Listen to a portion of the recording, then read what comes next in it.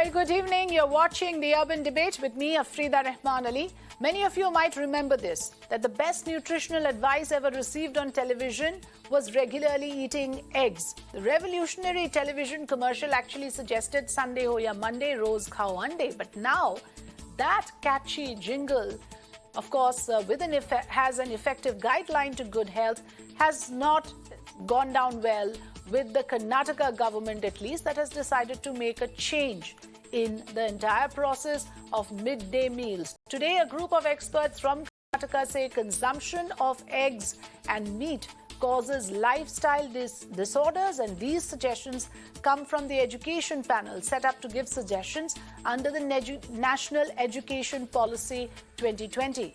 It says eggs and meat as part of midday meals to children in school must be forbidden. The excessive fat leads to obesity and hormonal imbalance. It may also contribute to diabetes and primary infertility, which is on the rise in India. So viewers, these suggestions have sparked a massive debate around food habits that have for long been part of Indian diet. Traditionally, eggs and meat are said to have a number of benefits when included in the diet of children. Experts say eggs and meat enhance the quality of meals, especially given the fact that most children have multi-nutrient malnutrition in India. Proteins help children grow and build immunity, as meat and eggs are a good source of protein. And now nutritional experts have debunked these claims. They say the suggestions are based on unscientific grounds and are poorly defined. Eliminating eggs and meat altogether is an extreme step and an attempt to impose a religious influence on food. And this is not the only controversial suggestion that has come from Karnataka as part of the National Education Policy. They have also called the very famous Pythagoras theorem and the Newton's apple theory as fake news. The panel has recommended introducing Sanskrit and chapters on Hindu kingdoms as part of the curriculum. Other suggestions include increased coverage of genocide of the Malabar Hindus and the Kashmiri Hindus. These are all suggestions as part of the larger papers that are presented on many different subjects to the National Education Policy panel. Now, given both sides of the argument, the question we are asking tonight is, are these suggestions based on genuine health concerns, or is it sheer food policing? So this is the question we are asking here on the Urban Debate. Let me welcome here on the program, joining us tonight, Mr. Mohan Krishna, spokesperson of the BJP, Amitabh Dube, spokesperson of the Congress Party, Dr Shikha Sharma, founder of One Health and Nutrition, and also we have Priyanka Jain, nutritionist at the Diet to Nourish, Mr. Gurumurthy Garcia from the National Coalition on the Education Emergency. Thank you so much, gentlemen, ladies and gentlemen, for joining us on the program. I'm reading out a part of the paper that was presented, which says, given the small body frame of Indians, any extra energy provided through cholesterol by regular consumption of egg and meat lead to lifestyle disorders. That is argument number one. And what are the lifestyle disorders? Diabetes, primary infertility, that apparently is already increasing in India, and studies conducted across countries suggest that animal-based foods interfere with hormonal functions. These are the reasons given, but like I mentioned earlier, that nutritionists have debunked these claims. Let me start head-on with the question that we are asking, is it really a health concern, or is this food policing to conform to a certain ideology, a thought process that has really nothing to do with religion? Can I put that question to Mr. Mohan Krishna? Go ahead, Mr. Krishna. Good evening, Afrida. These are all the position papers which are being presented to the NCF. This is not the decision of the Karnataka government, or this is not the decision of the going to be the national education policy, which is going to be included also. We cannot say that. Look, we have to understand certain things. The uniformity of food is one thing, is very important. Second thing, this eggs, what they are supplying today is the proteins which were there, the kind of eggs which were produced there before mass production, the protein percentage was very high. And today's the eggs protein percentage is very low comparatively. because of the mass production. That's one point. There is no religion, there is no ideology, there is nothing, no agenda is hidden in this exactly. There was a study conducted, I'll just take 2 minutes of my time. Study conducted in Karnataka through the pharmacy, the biscuits have been produced. This is nutritious biscuits have been produced. They have given it to the students in 3 villages in different parts. One they have not given anything, one they have given eggs, and one they have given biscuits. Where they have found that the person who has eaten biscuits, that nutritious biscuits which has been produced by the pharmacy in Karnataka, has got more nutritious value and it can help in kuposhan, what we call the malnutrition. Whereas the students who have eaten the eggs, they have taken the eggs, it has been found that there is a very, very big disparity rather, I can say. That's another point. Very importantly, I would like to mention here, these position papers are in the domain, it is to debate. It is not the decision. We have to understand, nobody can blame anything. There are a lot of suggestions, and suggestions has to go to the national education policy. Look, the egg mass production, rose cow ande, this has started, NECC has started this. Yes. NECC has started this. When this was started, there was this industry of, growing, meat production, that is chicken meat production, as well as egg production has to increase. We wanted to actually control the import of these things. For that matter, we have started this. But no, today, I'm sorry if I can just intervene, and that was not the reason. From what I understand, the reason was to increase the nutritional level in the diet of children. And I can in fact quote to you the figures that I have in front of me, sir, that in Karnataka, as per Niti Aayog report, 3,47,051 moderately malnourished children, 7,908 severely malnourished children, as per reports coming in end of August, as per end of August 2021. So it is not as if there is no issue of malnutrition, and the idea behind introducing meat and eggs, a good source of protein, which experts say, was to somehow correct the malnourishment part of it, isn't it, Mr. Krishna? Absolutely, Afrida, I agree with you. The figures, what you have quoted, I agree with you very much. But unfortunately, what I would like to mention here is the thing we have, there are so many issues involved. See, why we have to give egg only? We have not stopped. No, I'm saying, why can't it be a matter of choice, sir? Why does it have to be imposed? Why can't both coexist? Children who prefer eggs and meat, and those who have the other equally nutritious alternatives. Why must it be homogeneous? That is the question, isn't it? Afrida, please give me a minute. Give me a minute. Sure, go ahead, sir. I'm answering to you. We have to give the better product than the egg. What I'm trying to tell you is the egg which is produced today, which is available in the market today, the protein value is less. You can ask the nutritional expert also today. Before the mass production happened, yes, it was there in the egg. Today it is not there. We have to give the alternative one. Why it is? देखिए, एक बात है. See, जो पहले देता था वही करना करके there is no hard and fast rule. First thing, if we have got a better product, that is what we have found. You are saying that you are going to come up with a better product which will have all the advantages of meat and eggs for children, and that can be accepted across board. Amitabh Dube, the other argument that is coming in again in this paper that is presented is that children develop complexes. In a classroom, in a school, everybody has to be treated equally.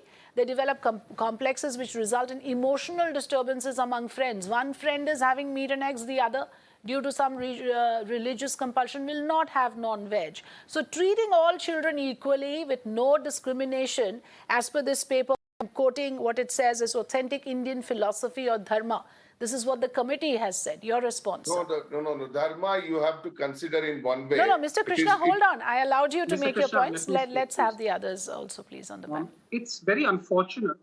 There's an unfortunate tendency. Now, there is a very serious malnutrition crisis in India, which the government boosters will not refer to.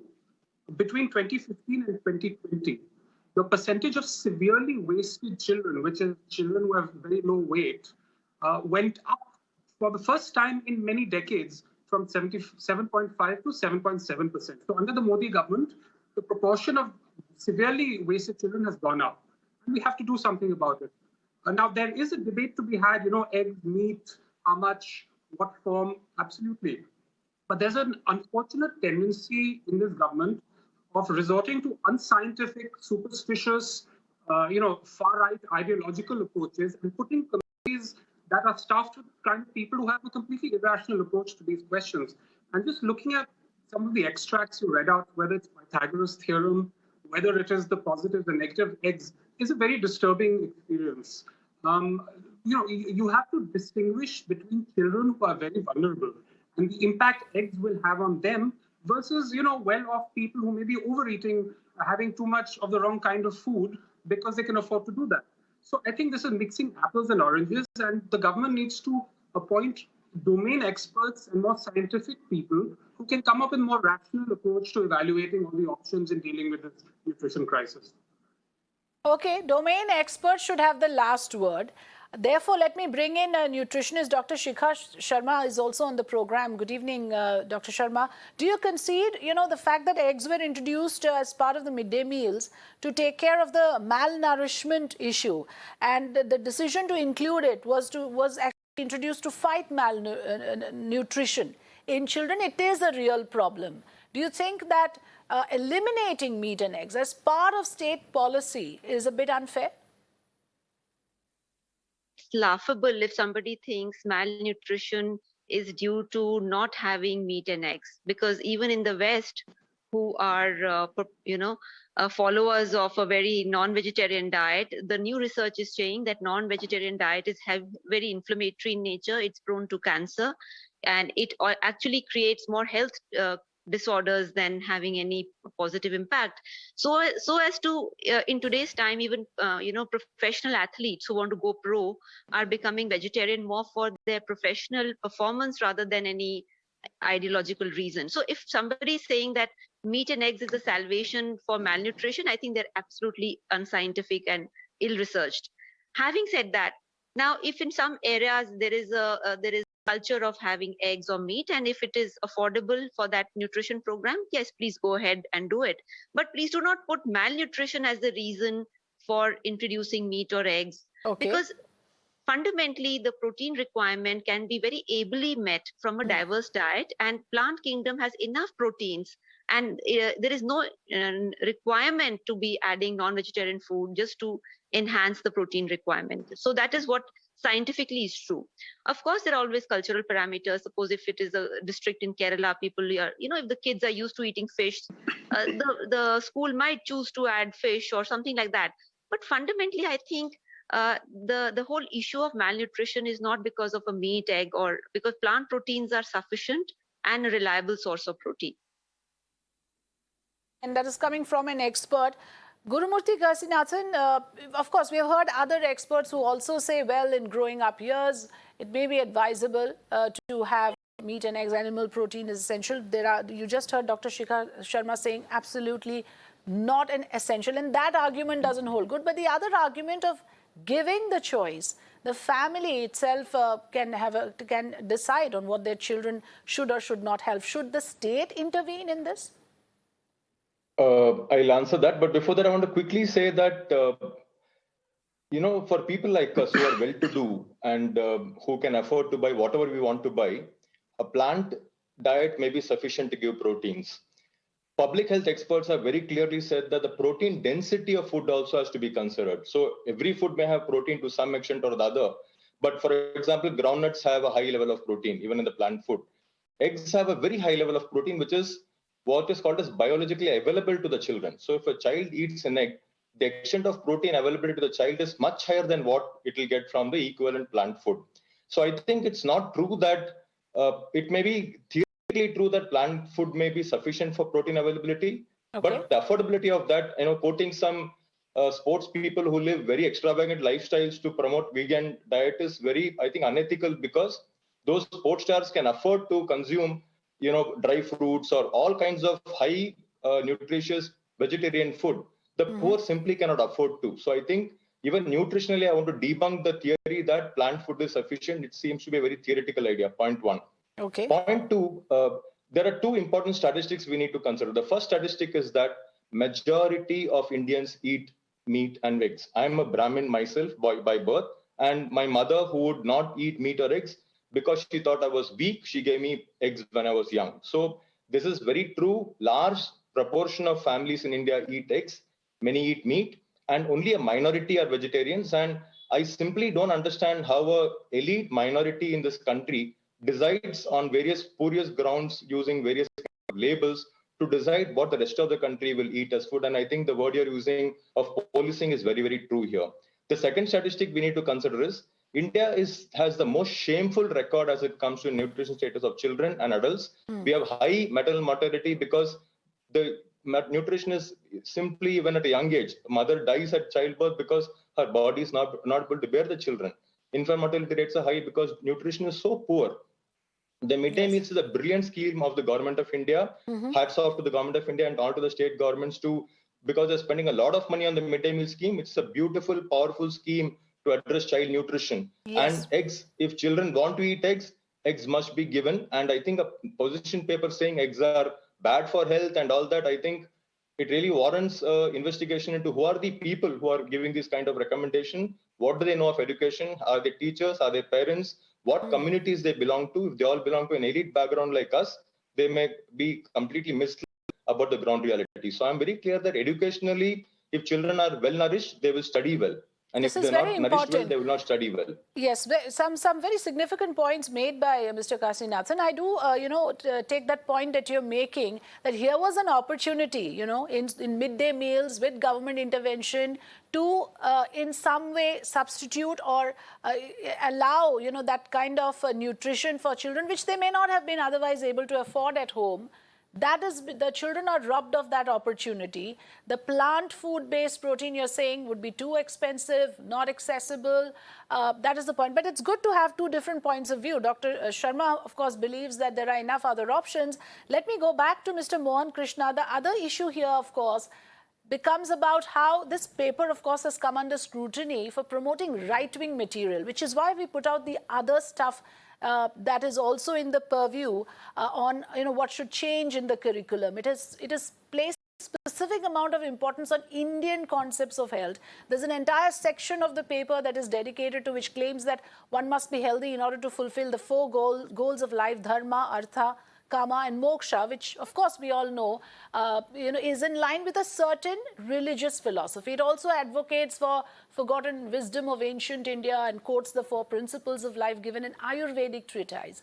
So, this kind of a thing is what I want you to respond to, that would raise questions on why are you trying to impose one kind of ideology, one kind of religiosity on children at a tender age? Afrida, I don't know how this kind of things come to you people mind. Whether it is right wing or left wing, it is there in the paper. It's not come to our minds. It is there in black and white, sir. I'm reading out from what we have found out from these recommendations. Please. And see, I am asking why it is right wing, left wing. Why? There are experts. There are nutrition experts, doctors in the panel. The task force consists of so many people. They are not dumb people.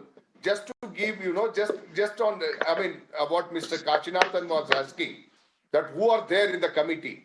In the committee, we have experts, nutritional experts, not one, 3 nutritional experts.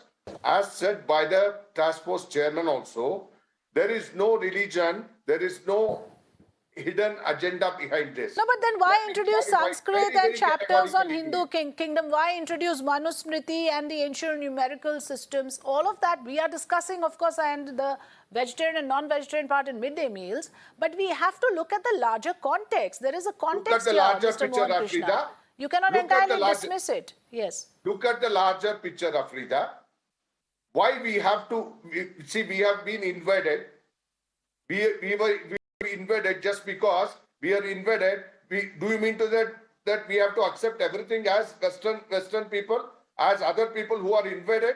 We have to go through the same thing only. Why Indian originated? Let me ask a question to you today and to the people who are opposing this, anything for that matter. Why Indian people have achieved lot many things. Indians we have achieved. We have achieved in astronomy.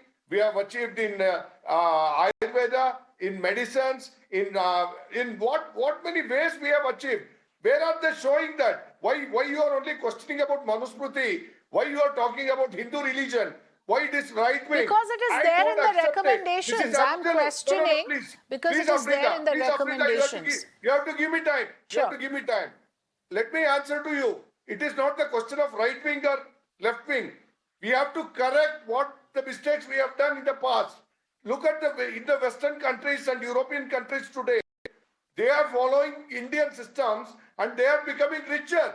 And we are following their system. So is it about culture? Because prior to this, Mr. Mohan Krishna, you were arguing on the point of health concern. Now you have moved to another aspect. You're bringing in culture and the wrongs of the past. Let me tell you, Biocon Kiran Mazumdar, when I was talking to her once, she said, Indian medicines are the best medicines in US. How can it be? Why we are, see, the question is, these things have lot many implications and lot many ramifications. We cannot go through that. See, today we are in a position to do on our own lot many things. Indian originated culture, Indian originated things have to be given to the children. We have to teach them that this is how we can come up. And to the world we can show, that we are capable of becoming a superpower on our own. Should we export things? Why should we import things more? We should be able to export more. We should prove that in a very massive way. That is the way the education system, we have to inculcate such things in education system. Our students have to learn. But you're depriving the students of choice. Would you agree that there is no choice? I mean, you may... No, absolutely, I'm not saying. See, this you is have not to have final... what is offered, and these are recommendations, I agree. But the idea is to have a standard, homogeneous set of, menu for everybody. Please respond, to the points made here. Go ahead, Mr. Amitabh Dube, on the issue of how the paper advocates traditional food passed down from many generations. What's wrong in it?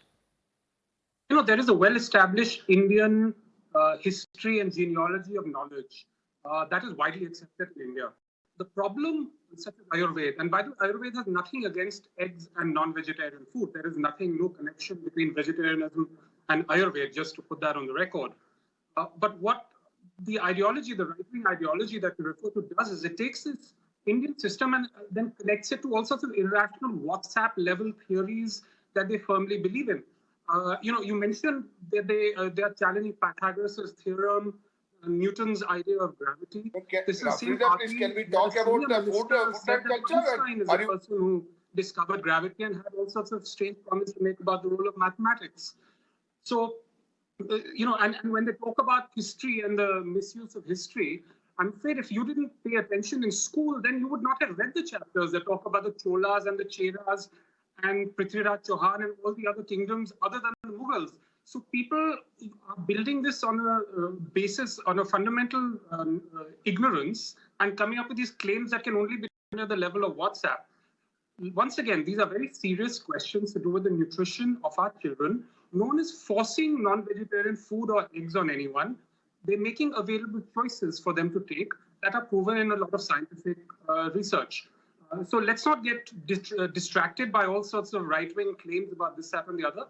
The issue is nutrition, and this policy is a very unscientific approach towards that very serious question. No, let's focus on that. Dr. Priyanka Jain, we have another nutritionist here on the panel. Okay, Mr. Mohan Krishna, quickly, please. Let me ask a simple question to Mr. Dube today. Why these things? Why? See, we are 32 we are a country of unity in diversity. Each state has got rich, minerals, rich, natural resources and everything. Why we have not utilized these things for promoting these children, for putting up these children? Why we are forcing them to take one kind of food, one kind of thing, always? That's one part. When he is talking about history, when he is talking about Pythagoras theorem, he has to go through the history also. History is half truth has been told. Why the full truth not be told to the students? They have to give. We have to give them. Only on one meals. aspect, on the nutritional value of the midday meals. Should there be the option of meat and eggs, or should it be completely eliminated? Let me have Ms. Jaiswal respond, please, on the issue of the nutritional value and whether it can address the malnourishment concerns that the state has. And again, I want to quote figures here once again to say that, this is a country where malnourishment is a major issue. According to the Comprehensive National Nutrition Survey, only 3.6% of children in Karnataka in the age group of 6 to 23 months receive a minimum acceptable diet. This is the level you are in. 18.3% of children have minimum dietary diversity. Only 31.6% have minimum meal frequency. Only 8.7% children consume iron-rich food. So do we really have the luxury to have, these kind of a thought process where we deprive children even of the choice? Dr. Priyanka Jaiswal. What I believe is it's true that religious values are totally different from the nutritional values. But being a dietitian and being an expert, I say that eggs and chicken, whatever part we are talking about here, about protein, that comes in the high biological value. So whenever we are talking about good quality protein, that comes in these sources only. If we are asking children to eat only vegetarian sources, they will be very limited. They will not be happy about it because many of children are really not familiar with the vegetables. They are not familiar with the vegetarian sources of protein. They do not like to consume all the time only vegetarian resources. So malnourishment can be even, increased at this point. We have to keep options for each and everyone. We have people who are vegetarian, hardcore vegetarians, and we have people who are hardcore non-vegetarians. We cannot put a restriction on the people that you are not allowed to eat, because that will put a restriction on their behavior choices of eating pattern. Maybe they will restrict themselves for eating other nutrients as well, which will not be a good sign for us. We have to give them choice. They are children we are talking about. Yes. Forget about children. If we ask an adult who are a hardcore non-vegetarian since birth, will not be able to get rid of it very easily. So why we are demanding it from the, from children. So, and also it's their growth time. They need all the nutrition, all the requirement of protein at this time. We cannot compromise. We cannot do experiments by putting up on a pressure that you are not allowed to eat. Maybe we will have more health issues and more severities of malnourishment in children while putting up restriction. We should be open for the choice. Yes. So can there be a consensus around this? I will have Dr. Shikha Sharma and Gurumurthy Garcia, make the concluding remarks on this. Can there be a consensus? I mean, can there be purely on the basis of calorific value, a midday meal can be decided if certain families have restrictions of diet in terms of not having non-vegetarian? Of course, there can be alternatives, and the government must, in that case, substitute with good enough proteins, even if it may come at a cost. These are India's children and India's future we are talking about. Can there be that kind of a plan made, Dr. Shikha Sharma? To bring in here that this report has come out now, but for so many years, the children were being given non-vegetarian, so as to say, along with their meals. And the reports of malnutrition have not changed, they've only worsened. So currently, the whole discussion is fine because we are discussing on whether it's a non-veg or veg, or whether we are depriving. The reality is so totally different. The kids are never getting that food, even which is supplied to the midday meal scheme. So currently we are saying that, the children are getting deprived, but the malnutrition figures today. Okay, I think we've lost the connection with Dr. Shikha Sharma. Gurumurthy Garcia, do you agree that, what are we even talking about? Even after having the meat and eggs introduced, the malnourishment figures haven't improved. So to your argument on how this is our opportunity to correct the malnourishment, many experts do not agree that it has not been implemented, even though it has been there.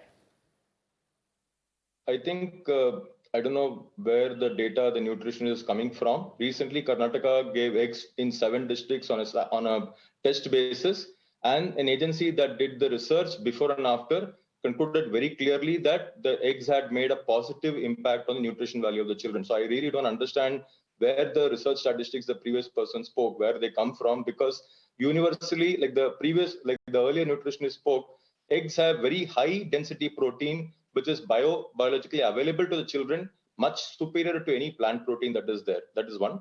Mr. Mohan Krishna made a very important point. He said one group should not thrust his values on other groups. He said that in the context of some past depiction of history, and he wanted that all the truth should be available. Unity and diversity is important. On that very ground, this position paper is faulty because it is forcing the view of an elite minority of this country, and that's the Brahmin group. I'm by birth a Brahmin, and I can clearly see that the position papers, large number of people of these groups belong to this background. Dalits, minorities, their representation is so less that their viewpoints are not being considered. Dalits eat eggs, minorities eat eggs, large number of Hindus also eat eggs. I don't think there is it's right on any part of society to deprive others of the food that they're used to, using spurious theories of nutrition and spurious theories of dharma. Like the Congress spokesperson said, Ayurveda has promotion for meat and eggs also. There are treatments that rely on that. So I think we need to go by science, we need to go by rationality. We need to remember that our nutrition status is very, very poor, and the midday meals allows us an opportunity to address it by providing eggs, meat, fish, and other nutritionally important foods. Nobody needs to be forced to eat eggs, but nobody should be deprived of eggs. I think that's what you've been saying. I completely agree with you on educational and on nutrition grounds. Okay, so that's a good note to end the program. I think we've made some very important and significant observations here on the program. It should be purely based on the interest of the children. Now, that is very, very important. Remember, eggs were introduced in the first place as part of midday meals just last year. And the idea was, of course, to fight malnutrition. To a certain extent, that perhaps could have been a success, but now with these new recommendations, we don't know. The expert committees in each state will have to come up with similar position papers, and they will be reviewed by NCERT and the union government before being implemented. The larger point that I think that we gathered from this discussion is that the meals have to be cost effective, they have to be accessible and available, and it should be easily implementable. Otherwise, everything on paper, even if you have a very protein-rich diet recommended, many a times it has not reached the children. That is also true. So with all those important observations made, thank you so much to the entire panel for joining us on this conversation.